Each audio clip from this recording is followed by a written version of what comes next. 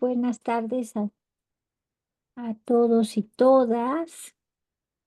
eh, y bienvenidos una vez más a un webinar de Leucemia Infantil, que como ustedes saben es una comunidad colaborativa en la que nos interesa la armonización de los sistemas de inmunofenotipificación, particularmente utilizando citometría de flujo, y que tiene gran relevancia en el caso de los pacientes pediátricos con cáncer, particularmente con cualquier tipo de leucemia, porque este tipo de análisis, el inmunofenotipo, sirve para el diagnóstico de precisión y por lo tanto para la correcta elección del tratamiento, así como también va a funcionar para la monitorización de la respuesta al tratamiento, al poder analizar si todavía quedan células transformadas o malignas con lo que se conoce la enfermedad residual.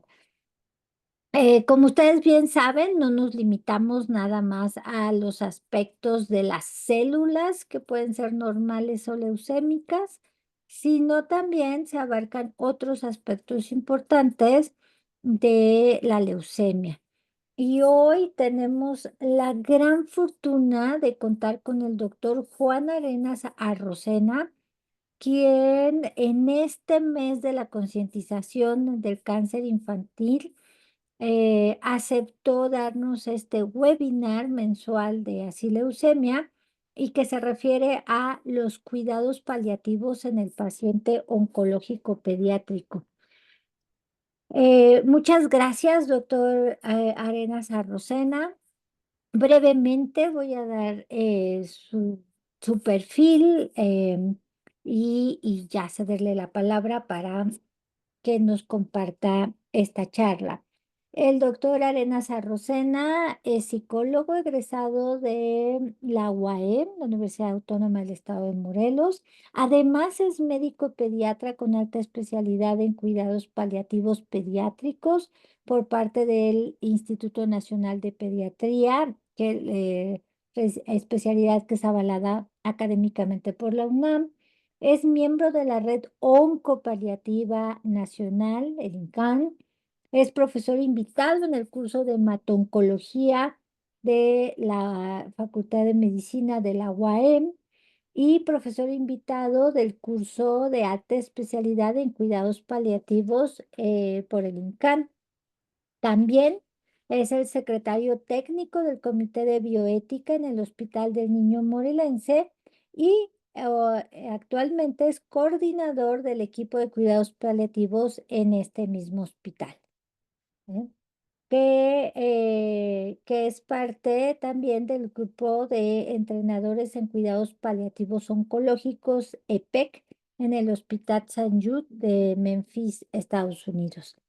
Entonces, con esta súper preparación en el área, le agradecemos nuevamente el haber aceptado la invitación y le dejamos el micrófono y pantalla. Muchas gracias, doctor. Buenas tardes a todos, no sé si me escuchan. Se escucha perfecto y se ve su presentación sin problema. Perfecto. Bueno, pues muchas gracias primero por la invitación. Primero quiero que sepan que los cuidados paliativos son una nueva especialidad que se ha desarrollado en los últimos 30, 40 años en el mundo. Y bueno, pues todavía hay muchas dudas, hay muchas lagunas del conocimiento acerca de lo que hacen los cuidados paliativos. Y pues este tipo de pláticas, más que una cuestión técnica, lo que intentamos hacer es pues tratar de sensibilizar a las personas que tenemos contacto con los pacientes para que podamos proporcionarles el enfoque adecuado de lo que son los cuidados paliativos. Entonces, me pidieron que hablara sobre los cuidados paliativos en el paciente oncológico, en el área pediátrica. Yo, como ustedes ya lo dijo, yo soy pediatra. Entonces, para mí es como muy importante, pues, hablarles un poquito de lo que hacemos día a día en nuestro hospital. Obviamente todo basado en la estrategia internacional sobre los cuidados paliativos, que normalmente pues, bueno, que está encaminada a que se desarrollen todas las políticas públicas a nivel nacional e internacional para que hagamos todos de una manera estandarizada lo que son los cuidados paliativos. Entonces, me gustaría definir primero eh, el contenido. Primero vamos a hablar un poco sobre el panorama general de los cuidados paliativos en el paciente pediátrico. ¿Cuándo va a ser oportuno? Esto es muy importante porque esto ha ido cambiando en los últimos años y cada vez lo vemos más claro y eso permite que podamos tener una atención mucho más objetiva con los pacientes. Y vamos a hablar un poquito sobre las directrices de intervención paliativa en el paciente con enfermedad oncológica. Entonces, miren, esta es la definición que pone la Organización Mundial de la Salud sobre los cuidados paliativos pediátricos y se refiere a que los cuidados paliativos son el cuidado activo y continuo de la mente, el cuerpo y el espíritu de una persona o de un niño en este caso que tiene una enfermedad que amenaza o que limita su vida. Somos una especialidad que está encargada básicamente de aliviar el sufrimiento, ¿no? Entonces, nunca se pensó que la medicina tenía que especializarse en aliviar el sufrimiento de los pacientes, cuando en realidad, pues todos los que nos dedicamos a la atención de la salud, pues aliviamos de alguna manera el sufrimiento de las personas en gran o mayor medida. Entonces, este enfoque lo que intenta es mejorar la calidad de vida de los pacientes, aliviando el sufrimiento que causa esta enfermedad y al mismo tiempo, pues no lo hacemos de manera aislada, no es solamente una persona quien hace este tipo de trabajo, sino lo hacemos en conjunto, lo hacemos todo un equipo. Entonces, para nosotros el sufrimiento es como nuestro centro de atención, porque precisamente cuando hablamos de una enfermedad amenazante para la vida, pues la persona o el niño y la familia que se enfrentan ante una situación de este tipo, pues van a experimentar la enfermedad como una carga, ¿no? Que les va a poner de cara una gran incertidumbre sobre su persona, sobre su finitud y esto va a hacer que tengan muchas preguntas, ¿no? Acerca de lo que vinieron a hacer aquí en este mundo, les va a generar mucha sufrimiento espiritual, sufrimiento psicológico, y por lo tanto los cuidados paliativos van a tener la intención de encaminar a estos pacientes a que desarrollen estrategias de atención para que puedan tener una mejor adaptación a su nueva realidad y al mismo tiempo, pues ojalá que pudieran llegar hacia la curación. Entonces pongo esta imagen de Prometeo. Me gusta porque Prometeo fue, bueno, de la mitología griega, le robó el fuego a Zeus y para proporcionárselo a la humanidad. Y Zeus como castigo lo encadenó y lo llevó a una montaña en donde todos los días llegaba eh, pues esta águila o esta ave llegaba y le comía todas las el día y al otro día volvía a pasar lo mismo. Entonces, este sufrimiento que él experimentaba, pues parecía que estaba condenado para toda la vida, hasta que alguna vez un campesino que pasaba por ahí cerca notó que estaba haciendo el mismo acto esta ave y entonces le disparó y la mató y lo liberó de ese sufrimiento. Y eso pues nos invita a saber que el sufrimiento humano pues desafortunadamente en muchas ocasiones va a llegar a nuestra vida, ¿no? En muchas circunstancias, pero también tendremos que entender que el sufrimiento en algún punto se va a terminar. Entonces, los cuidados paliativos tienen esta intención de aliviar el sufrimiento de las personas, de aliviar el dolor, de afirmar la vida, de considerar a la muerte también como un proceso normal, dado que pues las personas tienen enfermedades limitantes o amenazantes para la vida. Nunca vamos a pretender ni adelantar ni posponer la muerte y la intención siempre va a ser mejorar la calidad de vida. Y siempre hablamos de qué es la calidad de vida, ¿no? Porque todo mundo en cuidado paliativo hablamos de ello, pero nunca definimos la palabra calidad de vida. Y la calidad de vida no es más que toda esta posibilidad que tiene una persona de desarrollar su potencial, todo su máximo potencial, su potencial físico, su potencial psicológico, su potencial espiritual. Entonces, cuando una persona se ve amenazada por una enfermedad, pues naturalmente este potencial se ve mermado, ¿no? Le afecta en su potencial y eso, pues naturalmente va a generar sufrimiento. Entonces, la intención del enfoque de cuidados paliativos siempre va a ser que aliviar estas esferas con las estrategias que vamos a comentar y de alguna manera influir de manera positiva en el curso de la enfermedad. Acá, bueno, pues tenemos un enfoque centrado en la persona, es un enfoque transdisciplinario en donde todos los que nos dedicamos a, pues que abrazamos a estos pacientes, lo que necesitamos es tener objetivos comunes, ¿no? Tener una actitud planificadora y preventiva en donde el beneficio del paciente sea nuestra prioridad. Sobre todo en el paciente que no tiene una autonomía como en el caso de los adultos y pues aquí defendemos el interés superior del menor, sabiendo que el menor pues es susceptible de que se violen sus derechos y de que podamos incluso abusar los que nos estamos a su alrededor para tomar decisiones que no le beneficien y que caigamos en ensañamiento terapéutico o en abandono. Entonces tenemos un enfoque en equipo, este es lo que dice la norma internacional, que hay un equipo o núcleo de trabajo del equipo de cuidados paliativos, que normalmente lo ocupa pues el médico, oncólogo y paliativista, una enfermera especialista en cuidados paliativos, una trabajadora social especialista en cuidados paliativos y un psicooncólogo, ¿no? En conjunto, todos vamos a tener objetivos comunes y vamos a nosotros a apoyarnos en un equipo extendido también de cuidados paliativos, que en general es todo el hospital. O sea, nos apoyamos en los neurólogos, en los rehabilitadores, en otras enfermeras, en otras trabajadoras sociales. En muchas ocasiones nos ayudan capellanes, sacerdotes, tanatólogos, fisioterapeutas, nutriólogos y obviamente subimos al barco también al paciente, en conjunto con el paciente, también a la familia, para que podamos integrar que le beneficie a nuestro paciente.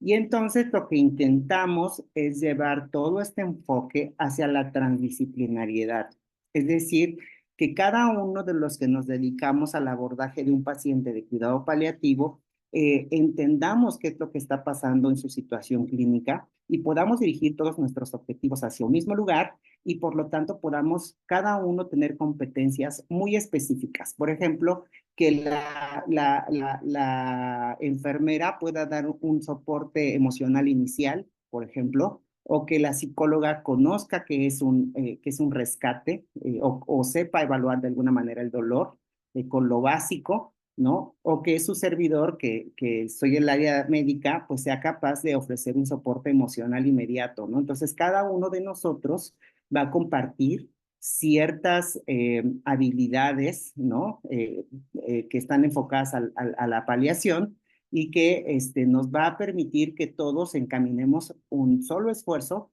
para intentar ayudar a este paciente que sufre o que no la está pasando nada bien. Y entonces en este equipo transdisciplinario, en donde compartimos todas nuestras funciones, pues el centro de atención va a ser el paciente y la familia, y a su alrededor estaremos todos los demás, ¿no? Desde los especialistas, desde el médico tratante, el voluntariado. En muchas ocasiones contamos con algunas personas de ONGs que nos ayudan, ¿no? El doctor Sonrisas, Casa de la Amistad, que se unen a esta red de apoyo para intentar a esta persona que no la está pasando nada bien. Entonces, hay una clasificación para saber quiénes son los pacientes susceptibles de recibir cuidados paliativos que propuso la Asociación para Niños en Condiciones de Vida Amenazante o Terminal y sus familias en el 2013, que es la ACT. Es la clasificación más aceptada que los puso en función o los clasificó a los pacientes en función de la historia natural de la enfermedad. Entonces, no voy a ahondar mucho en el tema porque casi todo mundo habla sobre, cuando hablamos de paliativos, habla sobre esta clasificación, pero lo que quiero señalar aquí es que en el grupo 1 están las enfermedades amenazantes para la vida, pero las cuales pueden ser potencialmente curables, ¿no? Es decir, aquí entrarían todos los pacientes que tienen la posibilidad de curarse con el riesgo de que el tratamiento pueda llegar a fallar, como el cáncer. Entran otras enfermedades en estos grupos, como los pacientes que son susceptibles a un trasplante de algún órgano, por ejemplo, algunas veces otras enfermedades que pueden ser potencialmente curables y que también el tratamiento puede llegar a fallar. Pero acá, bueno, pues nos centraremos en el cáncer porque en el área pediátrica el cáncer pues forma básicamente la segunda causa de muerte. A nivel mundial, los cuidados paliativos desarrollando en los últimos 20, 30 años y este es en el contexto del 2022, más de 56 millones de personas van a requerir cuidados paliativos, de los cuales el 7% van a ser niños. Desafortunadamente, más del 97% no van a poder acceder al cuidado paliativo, especialmente en los países de ingresos bajos y medianos, y pues casi más de 2.5 millones de niños van a morir con sufrimiento grave relacionado con la salud. Esto es porque tenemos, en algunos países no hay políticas públicas todavía que defiendan a los cuidados paliativos, en esos países en desarrollo, y naturalmente pues son lugares en donde los niños pues mueren desprovistos de la medicación para el dolor o del control de algunos otros síntomas.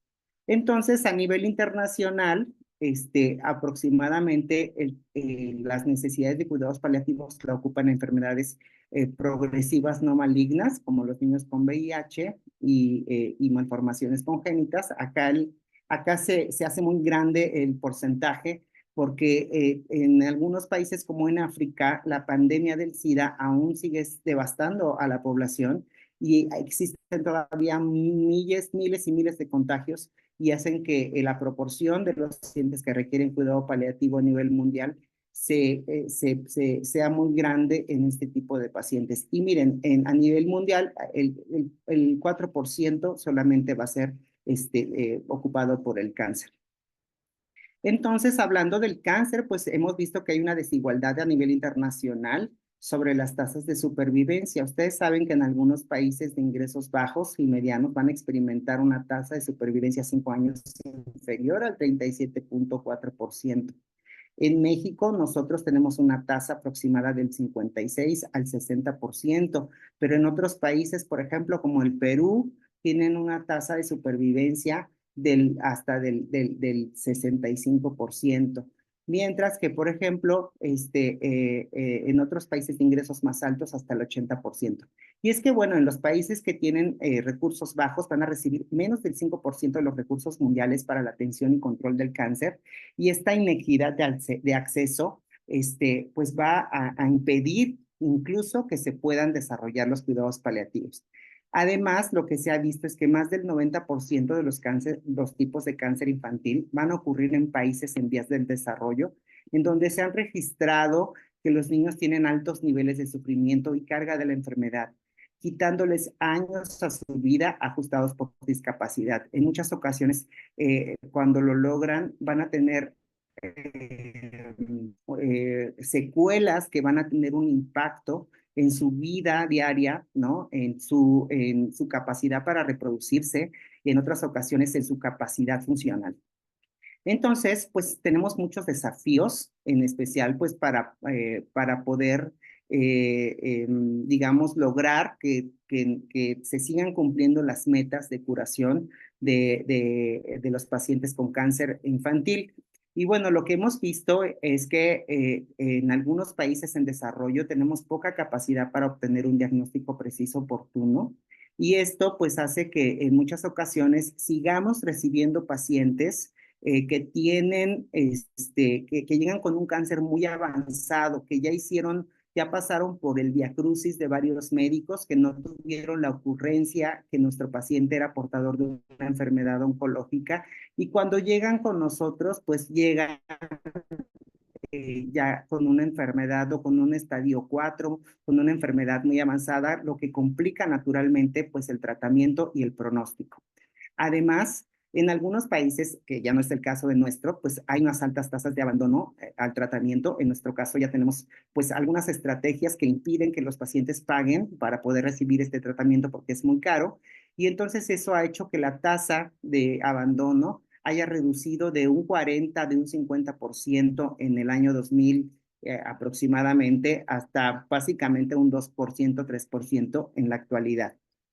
Entonces, también en algunos países en desarrollo, pues se ha visto que hay una muerte por toxicidad de los medicamentos, sobre todo las quimioterapias, porque los efectos secundarios de las mismas, pues van a provocar neutropenias profundas con infecciones y en muchas ocasiones no hay una estrategia adecuada que haga que los pacientes puedan sobrevivir y fallecen, no precisamente por el cáncer, sino por la toxicidad de los medicamentos. Además, tenemos una falta de tecnologías esenciales. Esto hace que, por ejemplo, en algunos países, pero en algunos hospitales, como pues, yo siempre pongo ejemplo el nuestro, que somos un hospital que atiende pacientes oncológicos, por ejemplo, nosotros no tenemos el acceso a una resonancia magnética y esto retrasa muchas ocasiones el diagnóstico. No tenemos el acceso al trasplante de médula ósea. Nuestros niños tienen que hacer fila en otro hospital de la Ciudad de México y esto pues naturalmente hace que los pacientes estén en contra del tiempo, porque en muchas ocasiones cuando ya les va a tocar su cita, pues tienen recaídas de la enfermedad y esto pues naturalmente ensombrece el pronóstico. Y lo más importante es que no hay falta de desarrollo del cuidado paliativo y de los modelos de atención transdisciplinarios, que es la intención, pues va a esta plática que les transmitamos, que es lo que hace un modelo transdisciplinario. Entonces, pues miren, la Iniciativa Global del Cáncer Infantil en el 2018 se planteó que tengamos una supervivencia del 60% a nivel global para el 2030. Ahorita les decía, tenemos una tasa de supervivencia del 37%, pues naturalmente el reto es impresionante.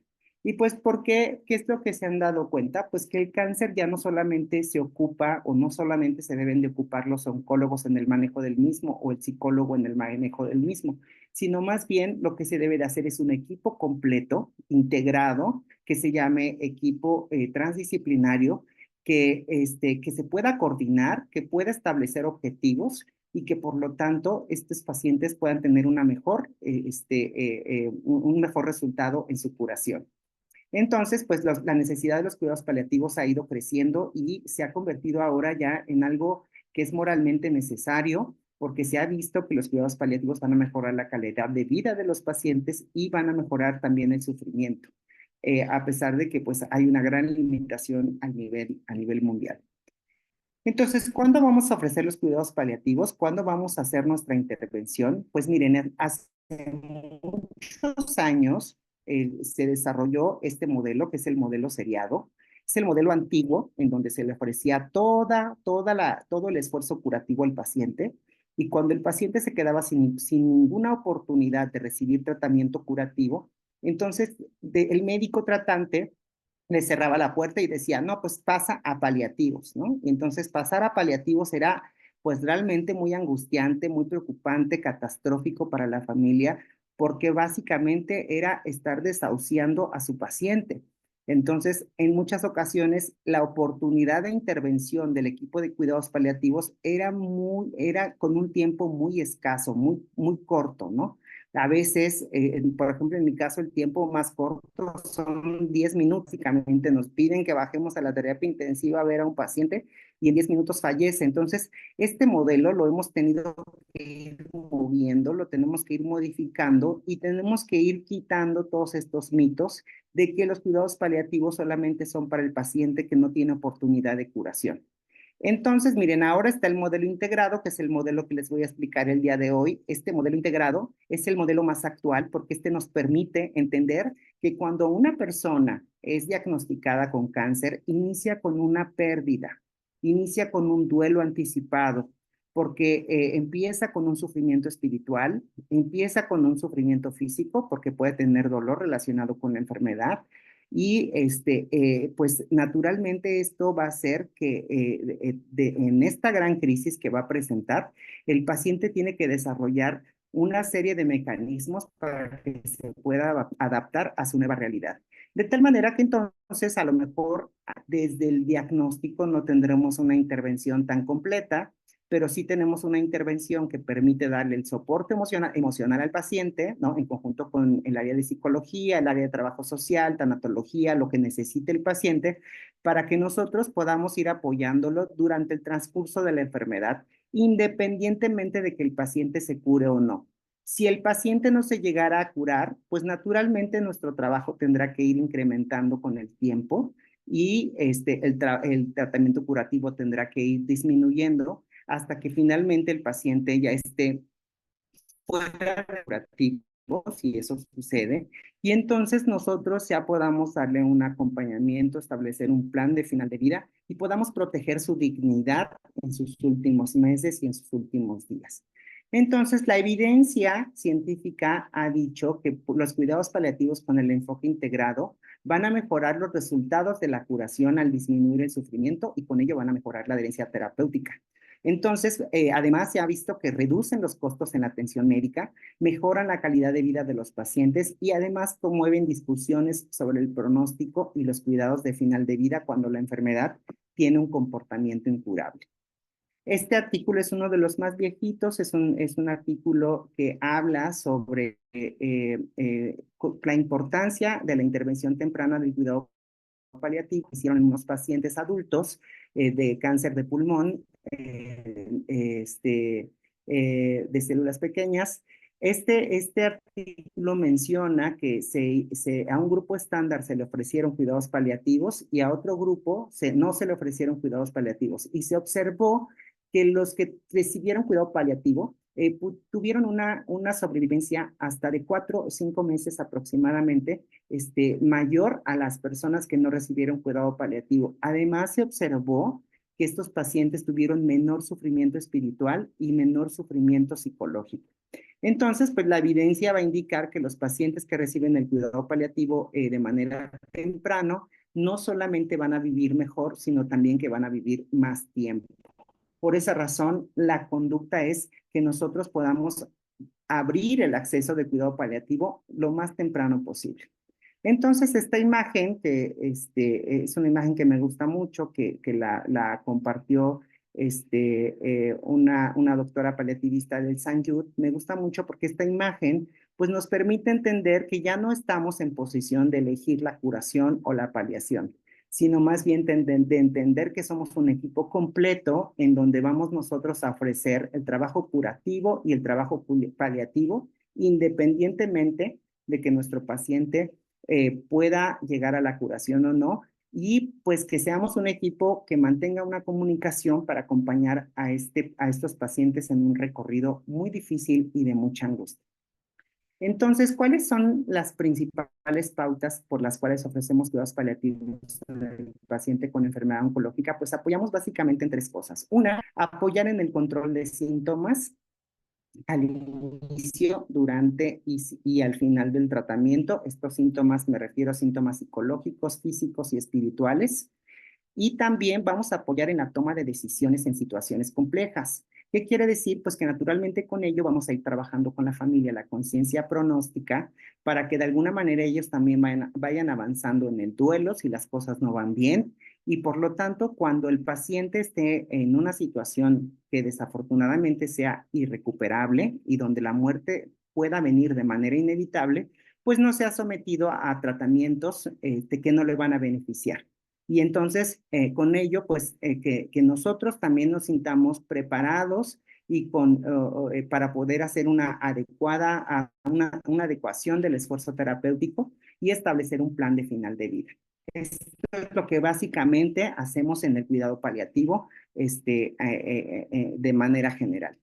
Entonces, al diagnóstico, lo que hacemos es que hacemos una intención integral de la crisis. Probablemente a lo mejor, como somos un equipo, lo dije al principio, un equipo de psicología, un equipo perdón, en el equipo está una psicóloga, está una trabajadora social, una enfermera y su servidor en conjunto con el oncólogo. Pues lo que hacemos nosotros es que a veces va a haber momentos en los que el área psicológica va a tener una intervención mayor, pero en otros momentos el área médica va a tener otra intervención, en otros momentos el área de enfermería va a tener una intervención mayor. Entonces, La primera parte que hacemos cuando se diagnostica la enfermedad, pues naturalmente es que hacemos una atención integral de la crisis. Conocemos al paciente, conocemos a la familia, a los papás, ¿no? Obviamente nos abocamos a tratar o intentar de aliviar el control del dolor que puede estar relacionado con la enfermedad, ¿no? Los estudios dicen que al diagnóstico del cáncer infantil, más o menos el 42% de los niños van a tener este síntoma y ya sea que porque tengan una masa, porque haya una distensión de alguna cápsula, porque haya alguna compresión de algún nervio, porque tengan un dolor probablemente óseo, ¿no? Este tipo de pacientes necesitan una intervención rápida para que podamos aliviar el sufrimiento. Además, puede haber otros síntomas como la hemorragia o la identificación de algunas urgencias oncológicas de disnea. Entonces, en el área psicológica lo que hacemos es que trabajamos en conjunto con psicología el manejo de la incertidumbre diagnóstica. Ustedes saben que aunque hoy en día sabemos que pues hay tratamiento curativo para el cáncer, aún para las familias, incluso para muchos médicos, el diagnóstico o la palabra cáncer sigue teniendo todavía una connotación devastadora. Entonces, amenazante, ¿no? Entonces, los pacientes entran en un estado de sufrimiento que requiere un soporte emocional para que ellos puedan entender y aprender otras herramientas, ¿no? De afrontamiento. Entonces, los pacientes requieren entender los malos entendidos, bueno, este, quitarse los malos entendidos de la enfermedad, todas las lagunas de conocimiento, y además damos el manejo de la incertidumbre espiritual, a veces en pláticas muy profundas, en donde los pacientes pues sufren, se preocupan sobre su trascendencia, sobre la posibilidad de sobrevivencia. Van a experimentar muchos de nuestros pacientes ansiedad de separación, van a vivir la experiencia con depresión, con tristeza, con agotamiento físico. Algunos de los pacientes van a tener aislamiento y nosotros tenemos que estar ahí para que estos pacientes puedan estar encaminados y no perdamos el objetivo final, que es intentar la curación. Entonces, estos pacientes van a requerir esta intervención integral para la adaptación a su nueva realidad y desarrollar mecanismos de resiliencia.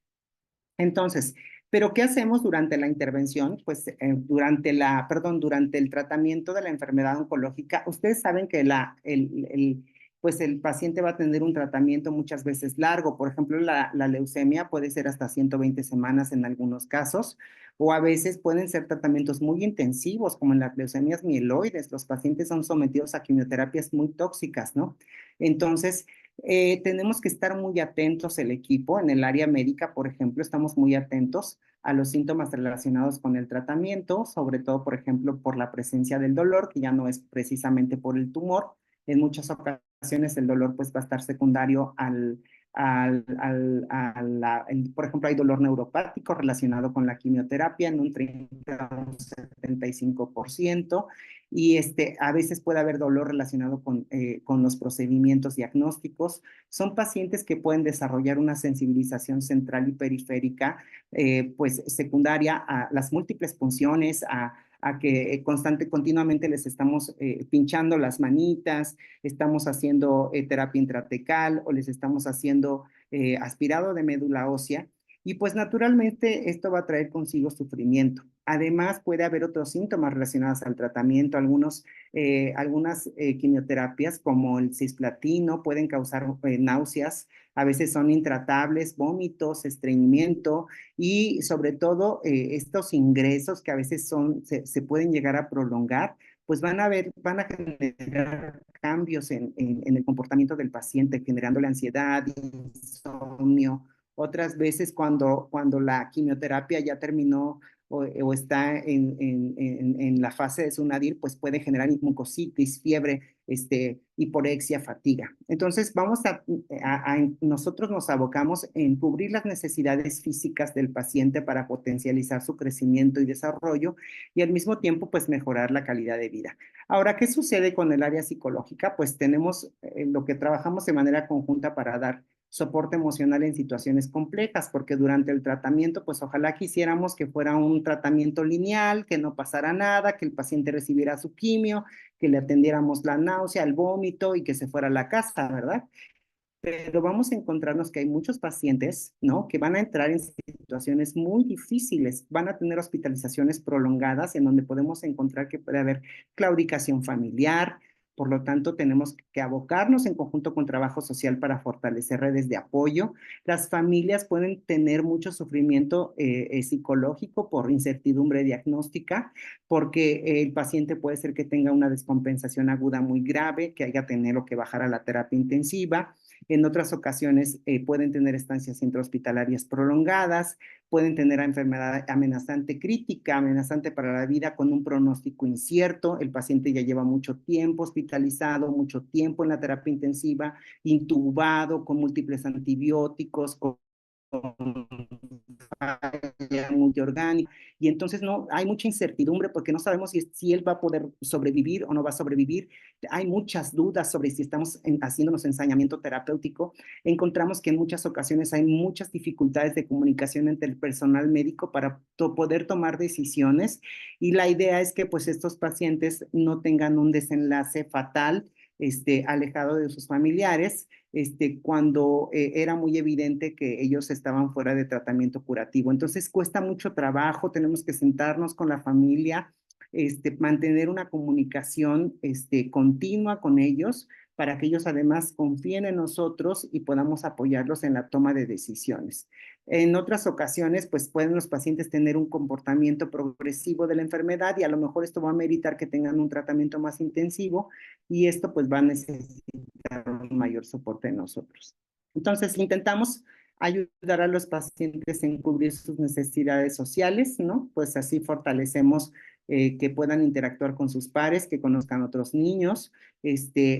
Podemos en muchas ocasiones, nosotros tenemos una escuela en el hospital, que es, es una estrategia en donde los niños pues pueden incluso terminar su primaria y pueden tener ahí tareas escolares con una maestra, para promover sobre todo, pues no, para que el paciente no deje de ser niño, ¿no? Y el paciente pues de alguna manera siga haciendo lo que debe de hacer en su vida cotidiana. También intentamos de fortalecer las necesidades espirituales como parte de la sanación y del acompañamiento. En muchas ocasiones permitimos que el paciente pueda recibir el apoyo de un sacerdote o de algún líder religioso, o lo que ellos en su creencia les fortalezca esta espiritualidad, para con esto pues nosotros permitir que ellos puedan desarrollando mecanismos de resiliencia, puedan tener un mejor alivio de su angustia ante este tipo de eventos de hospitalizaciones. ¿Qué hacemos? Pues tenemos muchas estrategias durante el tratamiento. Por ejemplo, tenemos una escuela para padres, hacemos algo que se llama alfabetización sanitaria y psicoeducación a través de folletos, a través de pláticas sobre la detección de signos y síntomas de alarma. Por ejemplo, acá la psicooncóloga que tenemos, la psicóloga Magali, lo que hace es que tiene un programa de escuela para padres, y en el primer lunes de cada mes, ella presenta a un experto sobre el manejo de algunos temas interesantes para las familias, como del cáncer, como de salud dental, como del manejo de las transfusiones, la detección de síntomas de alarma. En este caso, por ejemplo, ya tenemos una estrategia nueva en la colaborativa con el San Yud de la Hora Dorada. Entonces, esto permite que las familias vayan capacitándose en el cuidado y en la prevención de algunos síntomas, y con esto pues hacemos que ellos se sientan integrados como parte del equipo, se forman redes de apoyo, y por lo tanto pues fortalecemos de alguna manera el camino que ellos tienen que recorrer. Tenemos una línea abierta telefónica, y además en la consulta de calidad de vida, ¿no? Tenemos una consulta abierta, ¿no? Muchas veces sucede que los médicos están sobrecargados, el niño está vomitando, los pacientes se quedan con dudas, y entonces es que ¿por qué le salió este granito a mi niño? Y quiero hacer algo. Entonces tocan la puerta y nosotros les ayudamos para intentar que la familia pues sepa que hay un equipo que los respalda, que los abraza y que les da la oportunidad de que puedan ser atendidos, pues cuando estamos ahí, ¿no? Entonces, ¿y qué vamos a hacer o qué hacemos cuando las cosas no van bien. Pues fíjense, cuando una enfermedad entra a la fase terminal y cuando está pues activa, avanzada, incurable, progresiva y donde ya podemos visualizar que el paciente tiene una sobrevida limitada, pues nos tenemos que enfocar muchísimo en el control de síntomas, ¿no? Acá los pacientes en la fase terminal pueden llegar a tener hasta el 90%, del 62 al 92% pueden tener dolor, por ejemplo. Pueden tener anorexia y caquexia en el 70%, náuseas y vómitos hasta en un 50%, estreñimiento, diarrea en el 30%. Puede haber síntomas hematológicos al final de la vida, por ejemplo, como la anemia, la anemia va a estar en el 50% de los pacientes con cáncer que cursan durante el trayecto de la enfermedad y al final hasta el 90% van a tener anemia. Incluso muchos de ellos van a requerir un soporte transfusional. Tenemos que capacitar a la familia en la atención de urgencias paliativas, estos pacientes que presentan crisis convulsivas por infiltración al sistema nervioso central, los que tienen disnea al final de la vida, el delirium, las hemorragias no letales, las hemorragias letales que pueden estar presentes hasta en el 14% de los pacientes oncológicos, sobre todo las enfermedades hematológicas, y en muchas ocasiones pues tenemos que hacer una intervención como la sedación paliativa, ¿no? Entonces, ¿qué hacemos? Pues tenemos una estrategia en la que tenemos una línea abierta telefónica las 24 horas para que las familias puedan comunicarse con nosotros y nos puedan informar sobre los signos y síntomas de sus pacientes.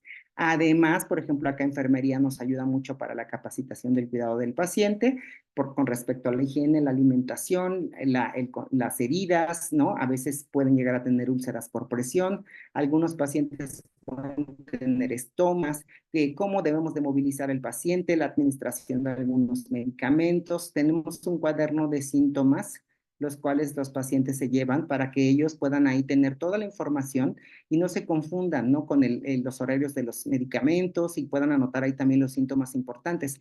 También establecemos un plan de final de vida, hacemos visitas domiciliarias. En el área psicológica, pues tratamos de establecer estrategias de enfrentamiento y el soporte emocional para la familia, para los hermanos, y los apoyamos en la toma de decisiones, con intención siempre de trabajar la conciencia pronóstica, les decía yo, de adecuar el esfuerzo terapéutico cuando así sea, y también, obviamente, vigilar la quimioterapia metronómica cuando es necesario.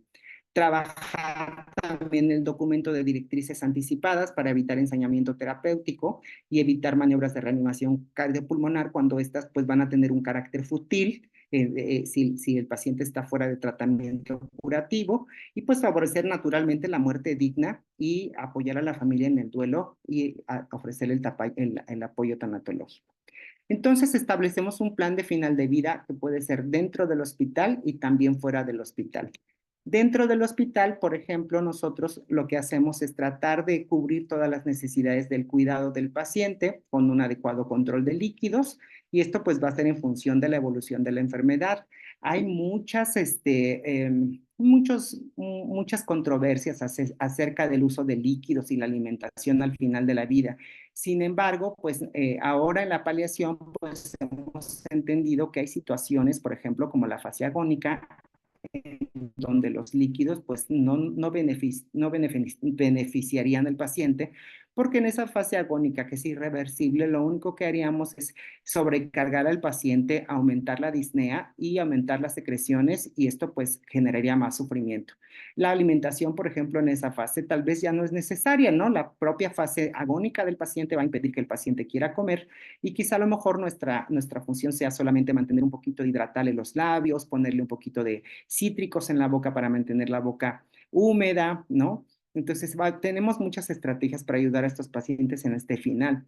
Además, pues tenemos que encaminar todo nuestro esfuerzo para controlar el dolor, quitar todos los medicamentos que son innecesarios, permitir también el acompañamiento por la familia en un cuarto aislado. Esto es algo muy importante cuando una persona ya está fuera de tratamiento curativo, pues lastimosamente muchas veces no cuenta con los criterios o para irse a su domicilio a veces, y esto pues va a provocar nuestro paciente esté aislado, solo, ¿no? Entonces, necesitamos que pueda ser visitado por sus seres queridos, que puedan hacer esta reconciliación y también permitimos el acceso al soporte espiritual. Como por ejemplo en esta foto vemos al sacerdote que le está dando la primera comunión a esta paciente con un tumor cerebral.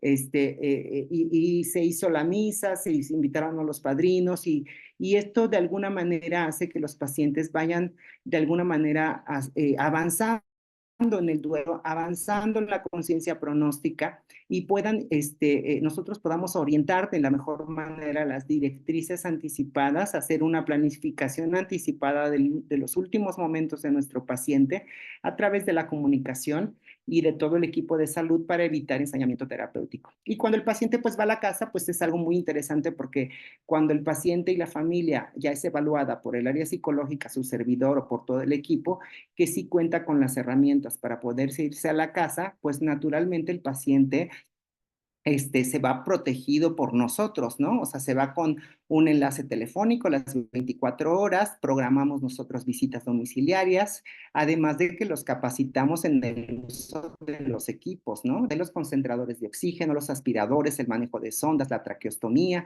y en algunas otras ocasiones los capacitamos en el uso de la administración de algunos medicamentos, el manejo del catéter venoso central, del catéter subcutáneo. Entonces, hacemos toda esta capacitación en el proceso de la alimentación, de la manera de administrar los alimentos y su elaboración. Todo lo registramos en un cuaderno de síntomas, como en la imagen que vemos aquí, donde pues el paciente ponemos una lista de síntomas, esta es la escala de esas, ponemos la fecha y al final del día el paciente pues va poniendo cómo se sintió durante el día y esto pues nos permite ir visualizando cómo se comportó durante el tiempo que estuvo en la casa. Hacemos la visita al domicilio para supervisar el lugar en donde llegará el menor para que pueda ser mantenido en condiciones dignas de higiene, ventilación y que tenga medidas de control ambiental, ¿no? Entonces, además nos sirve mucho visitar a la casa para abrir conversaciones abiertas sobre el proceso de salud del paciente, detectar algunas redes de apoyo para que durante el momento de la crisis y de la partida del paciente, pues naturalmente se pueda vivir una experiencia evidentemente con dolor, porque la pérdida de una persona siempre va a ser con dolor, pero pues que se mantenga en orden y tranquilidad y que le puedan transmitir pues más bien todo el amor y toda la oración que necesite. Entonces, ¿qué sucede? Que cuando un niño se va a la casa, pues recupera el control de su vida, de su autonomía, la familia aprende a cuidar al niño y eso pues hace que ellos vayan entendiendo de manera interna que pudieron hacer todo lo posible. Además, se recupera el control de la familia, se mejora el control de síntomas, el paciente está en su ambiente, en su cama, con su olor, con su ventilación, ¿no? Y muchos pacientes se sienten mucho mejor estando en su cuarto o en su casa. Además, pues permitimos que los hermanos participen en el cuidado del enfermo, ejercitan la solidaridad, tienen la oportunidad de ver el proceso de muerte como un proceso normal y se complace el paciente con comidas, con visitas, ¿no? A diferencia de los hospitales, la familia cuenta con el apoyo y solidaridad de los familiares cercanos y vecinos pues es un ahorro económico para la familia, el padre se reinserta nuevamente a su trabajo, la mamá nuevamente recupera el rol de mamá con el resto de los hijos y los hijos también comienzan a vivir la experiencia del dolor con el hermano enfermo y también se sienten tomados en cuenta y no abandonados como en muchas ocasiones sucede, ¿no? Entonces, también nos enfocamos en cuidar al cuidador primario, ¿no? Siempre tenemos que hacerle ver que no está solo, que cuenta con todo el equipo. Nosotros tenemos que estar identificando si no tiene agotamiento mental y emocional. Tenemos que estar, ofrecerle o estimularlo para que pueda tomarse un respiro, para que se alimente, para que descanse, para que pueda hacer otras actividades que mejoren su bienestar y con ello pues evitar que el paciente el familiar, perdón, no tenga claudicación familiar. Entonces, siempre vamos a tener un canal abierto de comunicación con ellos, fortalecemos la confianza con todo el equipo médico y vamos es siempre trabajar la conciencia pronóstica. Con esta tabla pues hacemos un resumen más o menos para que ustedes vean cómo es que la enfermedad, en este caso aquí puse un ejemplo de la leucemia, pues tiene sus declives durante el trayecto de la enfermedad, ¿no? Esta línea azul que estamos viendo es una línea que nos orienta hacia una enfermedad que no respondió al tratamiento, ¿no? Que tuvo pues, sus complicaciones durante el tratamiento graves, que estuvo el paciente probablemente hospitalizado, ¿no? Cómo las metas van cambiando, cómo al principio, pues todo el esfuerzo terapéutico, cómo si la enfermedad se agrava y pone al paciente en una gran incertidumbre diagnóstica, pues cómo a lo mejor acá sí tenemos que negociar e ir viendo con los médicos qué es lo que mejor le conviene al paciente para evitar ensañamiento terapéutico y cómo se comporta una enfermedad de manera progresiva, cómo nosotros vamos viendo que el paciente se va quedando sin oportunidades de recibir tratamiento curativo hasta que entra la fase final en el punto de inflexión y entra a la fase agónica, ¿no? Que normalmente dura 72 horas. Entonces, vean, esto me gusta mucho esta gráfica porque nos permite observar en qué momento se encuentra el paciente y de qué manera le vamos a ayudar, qué tipo de signos y síntomas va a encontrar o vamos a encontrar, ¿no? Pues naturalmente, si el paciente puede salir de este momento para ir hacia la curación, pues eso va a ser fantástico, ¿no? Pero va a ser con el apoyo de todo el equipo. Entonces, con esto pues quiero decir que los cuidados paliativos no solamente se van a ofrecer en esta fase de la enfermedad, sino que ya vimos que se pueden ofrecer desde el inicio, desde el diagnóstico de la enfermedad.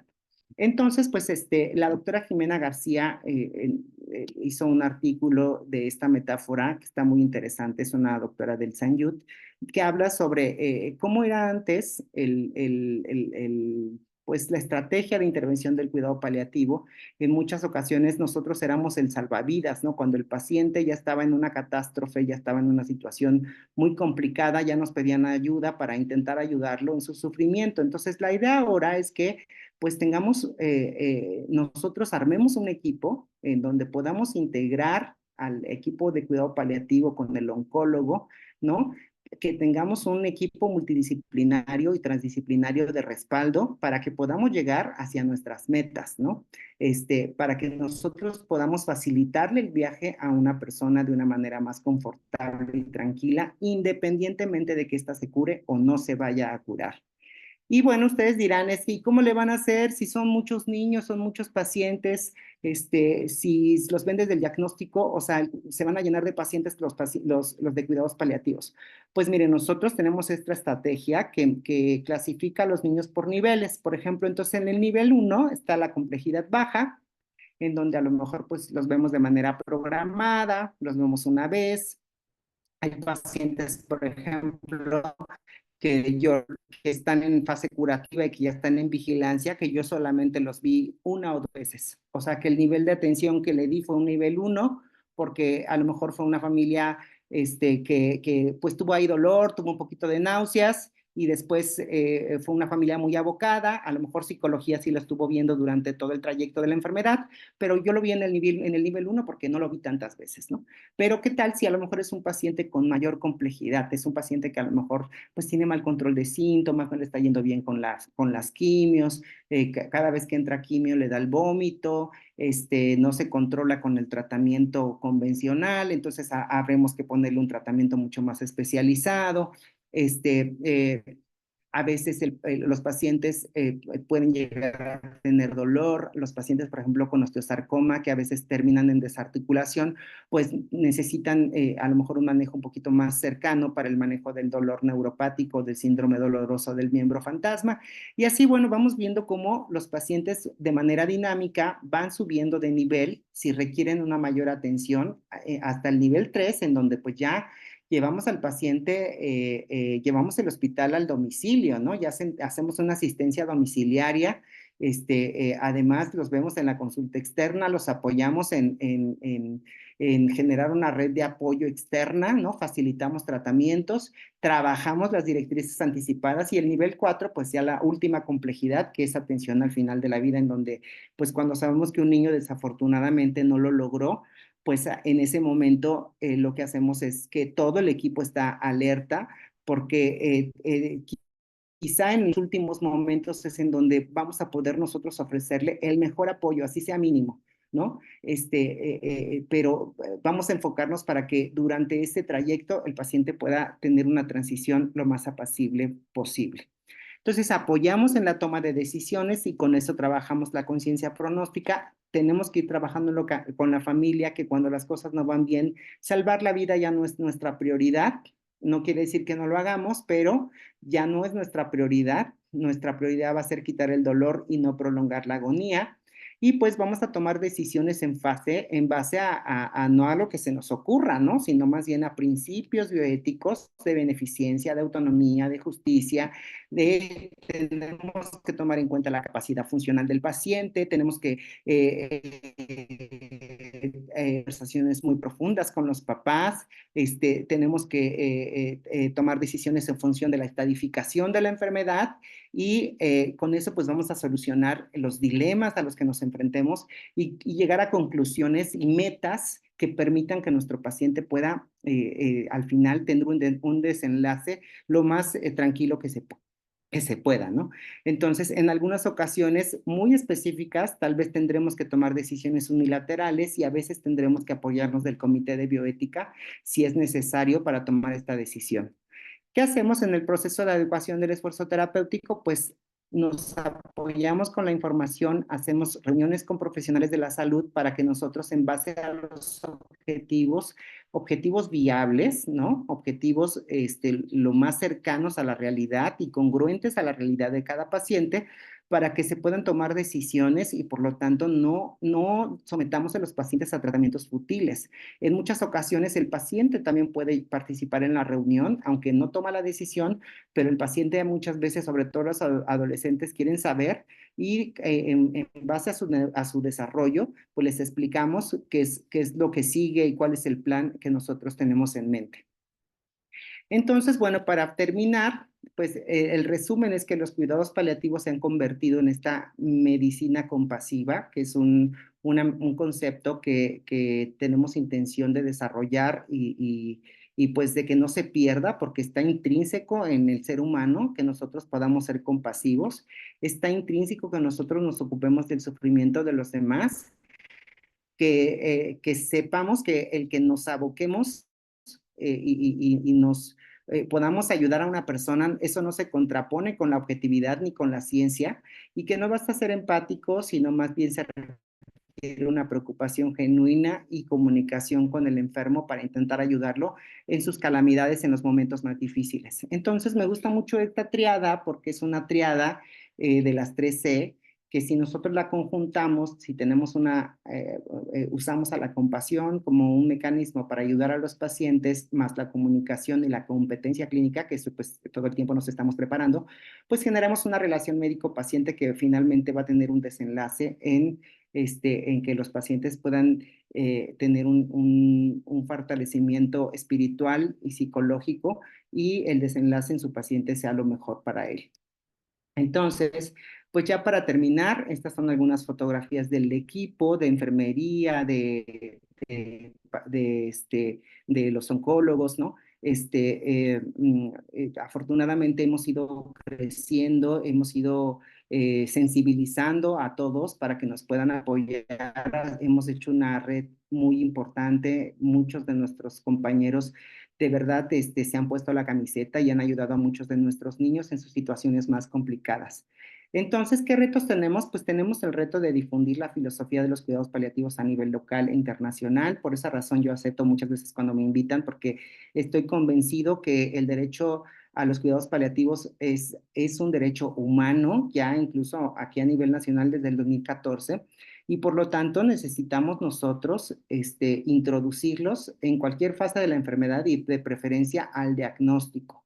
Entonces, siempre pues es importante concientizar a la población sobre la importancia de los cuidados paliativos y pues ojalá que pudiéramos aumentar estos programas en todos los niveles de atención, ¿no? Para que podamos tener este enfoque centrado en la persona, para proporcionar un manejo integral para poder aliviar los síntomas de los pacientes que tienen enfermedades amenazantes para la vida y para que podamos nosotros evitar estos sufrimientos innecesarios que nos da el ensañamiento terapéutico, ¿no? Entonces, entender que los cuidados paliativos no tienen la intención ni de retrasar, tampoco de acelerar la muerte, sino más bien siempre de afirmar la vida y siempre de potencializar, más bien siempre de hacer que el paciente desarrolle todo su potencial y con ello mejorar su calidad de vida. Entonces, miren, quisiera terminar con esta frase del doctor Garduño, me gusta mucho, siempre la pongo porque está muy completa. Dice que los cuidados paliativos son una forma de medicina en su máxima expresión, son la ayuda solidaria y compasiva para los que están muy enfermos, son la mano extendida para ayudar a los que sufren y muchos de ellos van a recuperar la salud y esa es la intención. Por esa razón ahora se deben de ofrecer desde el inicio de la enfermedad, debemos de eliminar de nuestra mente que la paliación o que el cuidado paliativo solo es para el final de la vida. Espero que después de esta plática les quede muy claro que ahora los cuidados paliativos se ofrecen desde el diagnóstico, independientemente de que la enfermedad se cure o no, porque desafortunadamente muchos niños no lo van a lograr, pero van a tener dignidad hasta el último instante y los que lo logren, pues van a tener este acompañamiento por todo un equipo transdisciplinario. Pues muchas gracias. Espero que haya sido claro, y que pueda yo, si tienen alguna duda, yo les pueda explicar lo que necesiten.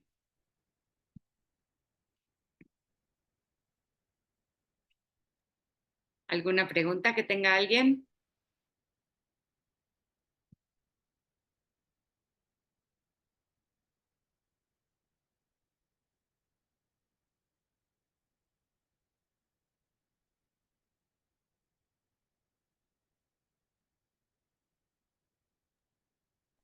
Muchísimas gracias, doctora Arenas Arrocena.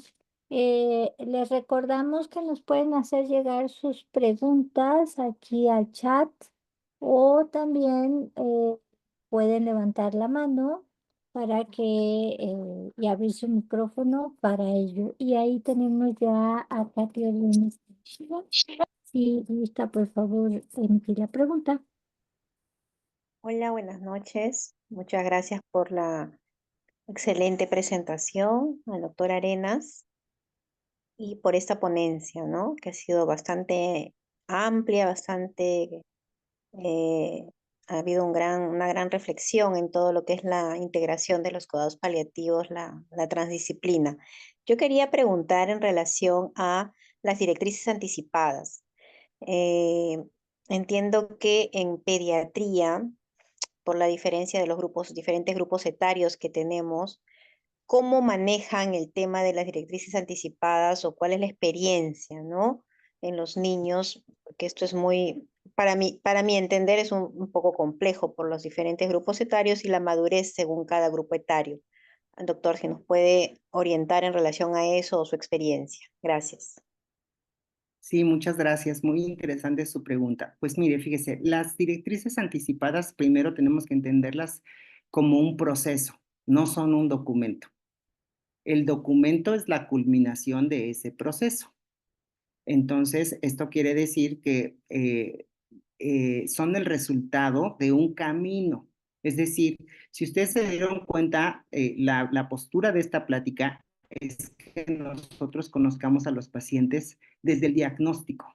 Entonces, ya tenemos una relación con el paciente y de alguna manera durante el camino nosotros generamos un enlace de confianza que fortalece pues naturalmente la conciencia pronóstica de los pacientes, de tal manera que cuando están en una situación inevitable, irreversible, pues lo que nosotros esperamos es que la familia también tenga el mismo pensamiento que nosotros o el asentimiento de que a este paciente no se le ofrezcan tratamientos que le van a generar daño o sufrimiento.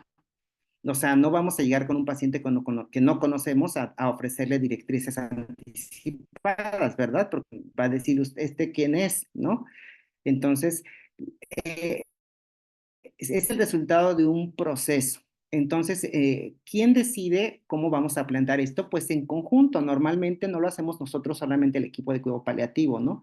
Es el médico tratante también el que nos ayuda mucho en esta orientación y eso es lo que nos ha costado mucho trabajo, porque ellos son los expertos. El médico tratante, en función de su experiencia, o sea, antes, ya, ahora ya no pasa mucho, ¿eh? Pero antes pasaba mucho que decían, no, es que es su tercera recaída y ya le ofrecí que le vamos a poner otro 7x3 o le vamos a ofrecer otra quimioterapia muy intensa. Y hasta el médico tratante decía, no le va a ir bien, se va a morir, se va a ir a la terapia.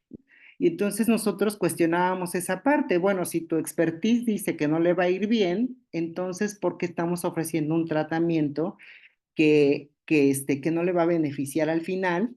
¿Y por qué no mejor planteamos otra meta, ¿no? La meta de que el paciente pues se vaya a su casa, ¿no? Que no viva sus últimos días en una terapia intensiva de manera innecesaria, que le controlemos los síntomas, que pueda ir a ver a sus hermanos, que pueda hacer un viaje, que pueda hacer infinidad de cosas, ¿no?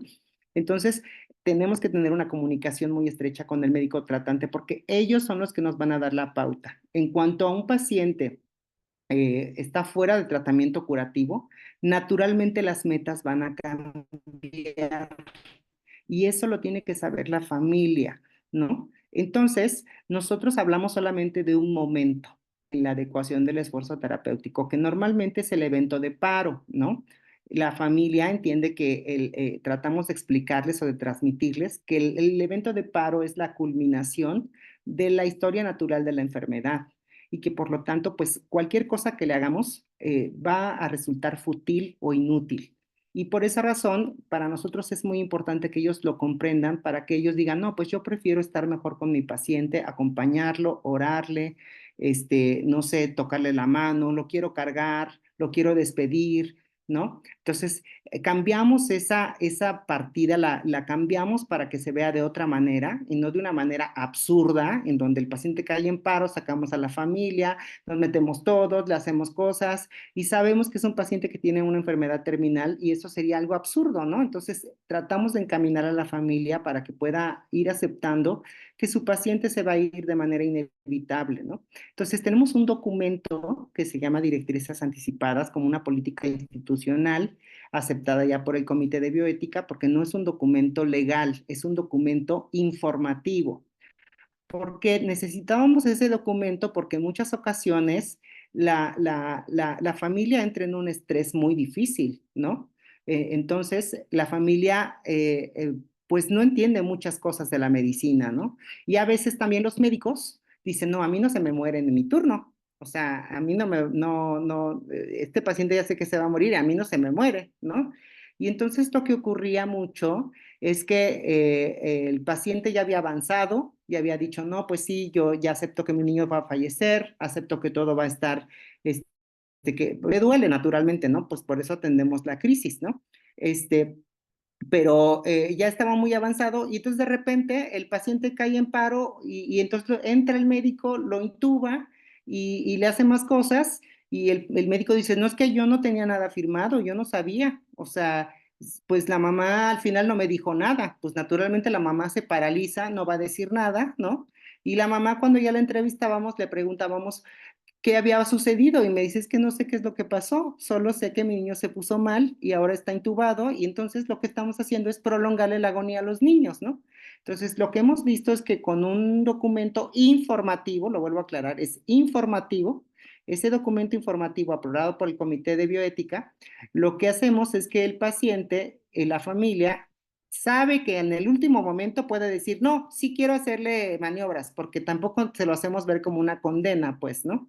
Solamente que ellos entiendan que pueden asentir y entender que su paciente no requiere una maniobra avanzada como la reanimación cardiopulmonar. Y esto pues permite que el niño se vaya tranquilo, que nadie haga otra cosa que no sea imprudente en ese contexto o en ese escenario y que la familia, si se desespera o entra en una crisis, pues puede decir sí, reanímelo y no pasa nada, ¿no? Naturalmente, ya después analizaremos qué sucedió, ¿no? Pero lo ideal es que la familia entienda que firmó un documento que está protegiendo la dignidad de su niño hasta el último momento. Esa es la intención del documento, ¿no? Que la familia entienda que le estamos protegiendo a su paciente de que no se le hagan cosas innecesarias que van a prolongar solamente su sufrir. No sé si respondí la pregunta. Sí, doctora Arenas, muchísimas gracias, de verdad. Gracias. Muchas gracias, doctor. ¿Alguien más? ¿Alguna pregunta? Mientras tenemos un comentario. Muchísimas gracias porque es muy enriquecedor, que es que dicha tener la oportunidad de escuchar a un súper experto en la materia, que es un gran referente en México. Todo el respeto y admiración para usted, doctor Arenas. Se le mandan saludos desde Playa del Carmen. Muchas gracias. Entonces, y sí, muchas gracias. Nos sumamos al reconocimiento y también muchas gracias por estarse sumando desde diferentes puntos geográficos. Eso también es un gusto y una ventaja de podernos conectar por estos medios digitales. Em, Recuerden, pueden escribir sus preguntas en el chat o levantar la mano. Y en lo que hay alguna otra, doctor, yo tengo un par de preguntas. Con toda su experiencia, me gustaría saber su opinión a dos cuestiones. Una, como mencionaba yo al inicio, nosotros a lo que nos dedicamos en así leucemia es a hacer redes de comunicación entre expertos, médicos tratantes y personas especialistas en el laboratorio para poder procesar y obtener información valiosa de las células que se obtienen casi siempre de médula ósea de los pacientes y poder dar el diagnóstico de precisión, ¿no?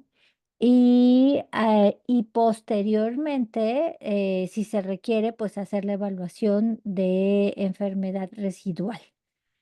Ujú. Y mi primera pregunta va con respecto a que a veces hay cierta resistencia a compartir detalles del proceso para con los familiares, sus papás, sus acompañantes. Y el argumento es, con que le diga que lo necesita es más que suficiente. Ujú. Y el asunto es, ¿de verdad? Esa sería mi primera pregunta.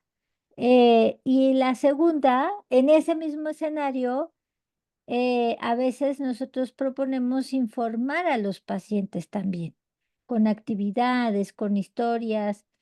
Y otra vez tenemos esta resistencia de parte de algunas personas que dicen, no, ¿cómo crees? Está enfermo, no quiere saber nada más, quiere distraerse completamente. ¿Qué tan válido y hasta dónde evaluar esta limitación de acceso a la información? ¿Hay que ofrecerla? ¿Hay que solo esperar si preguntan? Mire, lo podría yo poner en la conciencia pronóstica. Para nosotros, la palabra conciencia pronóstica es fundamental. Y cuando nos dan una mala noticia y nos dicen que tenemos cáncer, todo lo demás sale sobrando, ¿no? O sea, en el primer momento, cuando nos dan la primera noticia, a lo mejor nos dicen, tiene cáncer y es de riesgo habitual porque tiene un CD30 y no sé qué, yo no me sé todos los marcadores, ¿no? Pero tiene tal marcador y no tiene traslocaciones y la edad y entonces es riesgo habitual, pero el paciente ya no escuchó eso, escuchó solo que tiene cáncer, ¿no? Su cerebro, ante una noticia de ese tipo, ni le importó todo lo demás que escuchó, porque él sabe que tiene cáncer y porque entiende que el cáncer es amenazante para la vida. Por esa razón hay momentos, ¿no? Por eso hay momentos en los que sí tenemos que intervenir para retomar ese tipo de situaciones, ¿no? Por ejemplo, si es un paciente que tiene un marcador aberrante, algún marcador que seguramente le da un mal pronóstico de recaída, ¿no? O sea, la familia tiene que saberlo, porque el paciente recae y entonces la familia dice, es que a mí no me dijeron nada. O sea, nunca me explicaron que mi niño por qué está recayendo, ¿no? Nunca me han dicho, ¿no? ¿por qué está con esta recaída? Y es familia muy enojada, ¿no? Familia que dice, es que el doctor no me está informando o no me dijo nunca nada, ¿no? Entonces, por esa razón, el que nosotros podamos tener este acercamiento con la familia e intervenir de manera temprana, fortalece que podamos ir limpiando estas lagunas de conocimiento, ¿no? La familia va entendiendo que es un alto riesgo, que es un bajo riesgo, de alguna manera, ¿no? eh, Tienen que ir entendiendo qué probabilidad de sobrevida tienen a 5 años, ¿no? La información es muy dolorosa y muy difícil, pero en base a eso se van a poder tomar decisiones adecuadas. Y la familia necesita estar involucrada en la toma de decisiones, porque ya no estamos en esa actitud paternalista de que los médicos somos los dioses, los que sabemos, somos los que tenemos todo el conocimiento, ¿no? No, nosotros tenemos una experiencia compartida, nosotros tenemos que tener esa capacidad para, lo que decía hace rato, ¿no? El médico, si el médico sabe que le va a ir mal, pues también tiene que tener ese carácter prudente y decir, a ver, le puede ir muy mal, entonces también podemos proponer otra cosa, ¿no? Y eso también habla mucho de que no solo somos técnicos ponedores de quimioterapia, sino que también somos seres humanos que tenemos que tener una consideración hacia los pacientes que va mucho más allá de nuestra atención técnica, ¿no? Tenemos que tener una consideración que va mucho más allá de verlos como una persona que está en desarrollo, ¿no? Que tiene toda una vida por delante, que es un miembro muy importante de una familia y tenemos que darle todo su respeto y en base a eso y a nuestra experiencia formar un plan que permita que pueda salir adelante, ¿no? Y si no es posible, que lo que yo le proponga no le cause daño, que lo que yo le proponga no se convierta en una carga o que yo le proponga no le genere más incertidumbre, ¿no? Porque pasa mucho de, no, ya es la cuarta recaída. Señora, es que mire, en Alemania hay un tratamiento, voy a decir cualquier, no sé, cualquier, anticuerpo monoclonal, ¿no? Hay un nuevo anticuerpo monoclonal entalado y entonces la familia se queda así de, pero ¿cómo lo consigo? Cuesta 2 millones, no tengo dinero, mi hijo se está muriendo y entonces, no, o sea, nosotros hemos ido aprendiendo con ellos cómo ir manejando ese tipo de cosas, ¿no? Para que entonces podamos dar información factible, ¿no? Información factible que permita a la familia tomar decisiones adecuadas y prudentes, ¿no? Y congruentes al estado de salud de su paciente, ¿no? Siempre tomando en cuenta la dignidad, siempre tomando en cuenta el respeto, siempre tomando en cuenta pues lo que nos está diciendo su situación clínica, ¿no? No sé si respondí su pregunta, pero esa es la sensibilización que queremos transmitir en paliativos, porque ahora, antes el médico oncólogo es el que tomaba todas las decisiones y lo hacía. No, ahora ya no, ahora lo que sucede es que en nuestro hospital el oncólogo nos habla, ¿eh? Saben que es que tengo este problema y mi niño acaba de recaer y le voy a proponer esto a la mamá y quiero que estén ustedes, ¿no? Y entonces nos metemos a la plática y le entramos a las dudas y le entramos a las cuestiones. Ha sucedido muchas veces que muchos familiares dicen, yo ya no quiero seguir recibiendo tratamiento, ¿no? Y el médico tratante antes decía, no quiere seguir tratamiento, pasa a trabajo social y ellos que vean qué hacen. Y ya él dice, no, yo ya, o sea, yo ya me lavé las manos, ¿no? Entonces, no, ahora tenemos que hacer que todo el equipo, ¿no? Que la familia se sienta abrazada por todo un equipo y que entiendan que el tratamiento del paciente es importante, ¿no? Y entonces no se trata también de decir, ya no quiere y entonces que se vaya a paliativos, como antes decía, ¿no? Entonces ahora vamos a aumentar el nivel porque ellos no quieren. No, no, no, no, porque aquí hay un dilema bioético y eso lo plantea paliativos.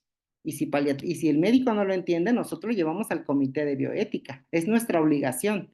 Hay muchas barreras, a veces no se puede, ¿no? A veces sí hay muchas barreras porque a veces los médicos no tienen una comunicación efectiva con nosotros en cuidados paliativos y a veces ellos están haciendo y tomando sus decisiones y nosotros nos enteramos por otro lado, cuando ya el niño está en la terapia, eso sigue sucediendo. Nosotros tenemos un equipo que todavía no es el ideal, pues, ¿no? Todavía siguen pasando ese tipo de situaciones, pero lo ideal es que lleguemos a esa transdisciplinariedad y lo ideal es que todos seamos sensibles al sufrimiento de las personas y que en base a eso podamos tomar decisiones, ¿no? Usando nuestro conocimiento científico.